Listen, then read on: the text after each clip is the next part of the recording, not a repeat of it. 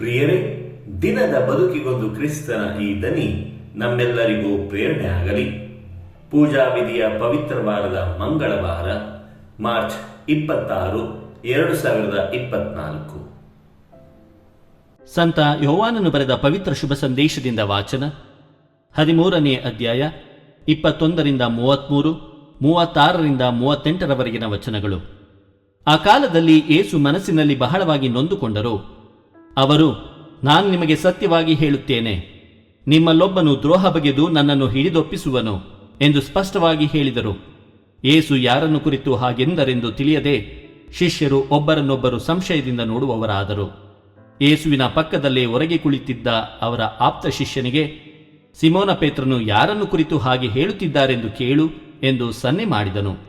ಆಗ ಆ ಶಿಷ್ಯನು ಯೇಸುವಿಗೆ ಮಗ್ಗುಲಿಗೆ ಸರಿದು, ಅಂಥವನು ಯಾರು ಪ್ರಭು ಎಂದು ಕೇಳಿದನು. ಯೇಸು, ನಾನು ರೊಟ್ಟಿಯ ತುಂಡನ್ನು ಬಟ್ಟಲಿನಲ್ಲಿ ಅದ್ದಿ ಅದನ್ನು ಯಾರಿಗೆ ಕೊಡುತ್ತೇನೋ ಅವನೇ ಎಂದು ಹೇಳಿ ರೊಟ್ಟಿಯ ತುಂಡನ್ನು ಅದ್ದಿ ಸಿಮೋನನ ಮಗ ಇಸ್ಕರಿಯೋತಿನ ಯೂದನಿಗೆ ಕೊಟ್ಟರು.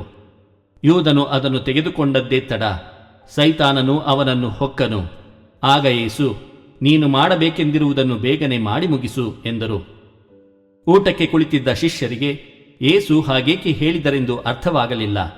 ಯೂದನ ವಶದಲ್ಲಿ ಹಣದ ಚೀಲವಿದ್ದುದರಿಂದ ಹಬ್ಬಕ್ಕೆ ನಮಗೆ ಬೇಕಾದುದನ್ನು ಕೊಂಡು ಬಾ ಎಂದೋ ಬಡವರಿಗೆ ಏನಾದರೂ ಕೊಡು ಎಂದೋ ಯೇಸು ಹೇಳಿರಬೇಕೆಂದು ಕೆಲವು ಶಿಷ್ಯರು ಭಾವಿಸಿದರು.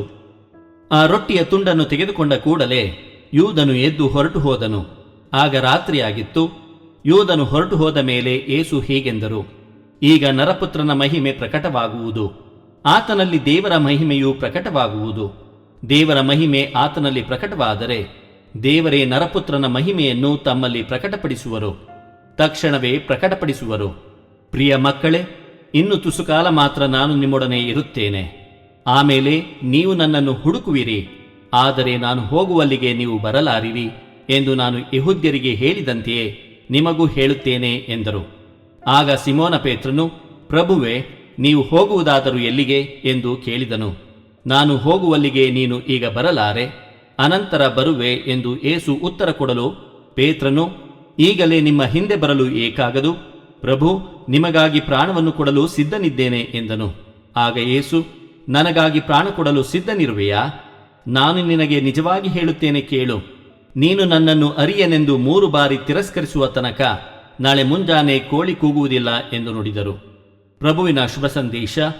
ಕ್ರಿಸ್ತರೇ ನಿಮಗೆ ಸ್ತುತಿಸಲಲಿ. ಚಿಂತನೆ: ಸ್ವಾತಂತ್ರ್ಯದ ಸದುಪಯೋಗ ಅಥವಾ ದುರುಪಯೋಗ ನಮ್ಮ ಪಾಲಿಗೆ ಬಿಟ್ಟಿದ್ದು. ಪ್ರಭು ಯೇಸು ಕ್ರಿಸ್ತರಲ್ಲಿ ಆತ್ಮೀಯರೇ, ಇಂದಿನ ಶುಭ ಸಂದೇಶದಲ್ಲಿ ಪೇತ್ರ ಮತ್ತು ಯೂದರ ಬಗ್ಗೆ ಆಲಿಸುತ್ತೇವೆ. ಯೂದನು ಯೇಸುವನ್ನು ಮುಖ್ಯ ಯಾಜಕರಿಗೆ 30 ಬೆಳ್ಳಿ ನಾಣ್ಯಗಳಿಗೆ ಹಿಡಿದುಕೊಡಲು ಮುಂದಾದರೆ ಪೇತ್ರನು ಭಯದಿಂದ 3 ಬಾರಿ ಯೇಸುವನ್ನು ತಾನು ಅರಿಯನೆಂದು ನಿರಾಕರಿಸುತ್ತಾನೆ.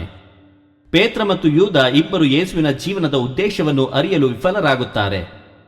ಯೇಸು ತಮ್ಮ ಕಾಲ ಬರುತ್ತಿದ್ದಂತೆ ತಮ್ಮ ಅಂತ್ಯದ ಕುರಿತು ಶಿಷ್ಯರಿಗೆ ತಿಳಿಸುತ್ತಾರೆ. ಅಂತಿಮ ಭೋಜನದ ಸಂದರ್ಭದಲ್ಲಿ ಯೂದ ಮತ್ತು ಪೇತ್ರ ಮಾಡಬಹುದಾದ ತಪ್ಪುಗಳನ್ನು ಪ್ರಭು ಅವರ ಗಮನಕ್ಕೆ ತರುತ್ತಾರೆ ಮತ್ತು ಮನಪರಿವರ್ತನೆಗೆ ಅವಕಾಶ ಕಲ್ಪಿಸುತ್ತಾರೆ. ಆದರೆ ಇಬ್ಬರು ಸ್ವಾಮಿನಿಷ್ಠೆ ತೋರಲು ವಿಫಲರಾಗುತ್ತಾರೆ. ಪ್ರಿಯರೇ, ಇಲ್ಲಿ ಗಮನಿಸಬೇಕಾದುದು ಯೇಸುವಿನ ಮೌನ ಮತ್ತು ಶಾಂತಚಿತ್ತ. ಯೇಸು ಅವರನ್ನು ತಡೆಯಲು ಮುಂದಾಗುವುದಿಲ್ಲ, ಕಾರಣ ದೇವರೇ ನಮಗೆ ನೀಡಿರುವ ಸ್ವಾತಂತ್ರ್ಯವನ್ನು ಅವರು ಗೌರವಿಸುತ್ತಾರೆ. ಆ ಸ್ವಾತಂತ್ರ್ಯದ ಸದುಪಯೋಗ ಅಥವಾ ದುರುಪಯೋಗ ನಮ್ಮ ಪಾಲಿಗೆ ಬಿಟ್ಟಿದ್ದು. ಪೇತ್ರ ಮತ್ತು ಯೂದ ಯೇಸುವನ್ನು ನಿರಾಕರಿಸಿದಂತೆ ನಮ್ಮ ಬದುಕಿನಲ್ಲೂ ನಿರಾಕರಿಸುವವರು, ತಿರಸ್ಕರಿಸುವವರು, ಮೋಸ ಮಾಡುವವರು ಇರುತ್ತಾರೆ. ನಾವಾದರೋ ಸದಾ ಜಾಗೃತರಾಗಿದ್ದು ದೇವರ ಆಸರೆಯನ್ನು ಬಯಸುವುದು ಅನಿವಾರ್ಯ. ದೇವರು ನಮ್ಮೆಲ್ಲರನ್ನು ಆಶೀರ್ವದಿಸಲಿ. ಇದು ಧನಿ ಮಾಧ್ಯಮ ಮನೆಯ ಕೊಡುಗೆ. ಧ್ವನಿ ವಂದನೆಯ ಸ್ವಾಮಿ ಶಾಂತಕುಮಾರ್ ಜೆ, ಬೆಂಗಳೂರು ಮಹಾಧರ್ಮಕ್ಷೇತ್ರ. ಪ್ರಿಯರೇ, ಈ ಚಾನೆಲ್ ಅನ್ನು ಸಬ್ಸ್ಕ್ರೈಬ್ ಮಾಡಿ ಪ್ರತಿದಿನ ದೇವರ ವಾಕ್ಯವನ್ನು ಆಲಿಸುತ್ತಾ ಅದನ್ನು ಇತರರೊಂದಿಗೆ ಹಂಚಿಕೊಳ್ಳಲು ನಮಗೆ ನೆರವಾಗಿರಿ. ಧನ್ಯವಾದಗಳು.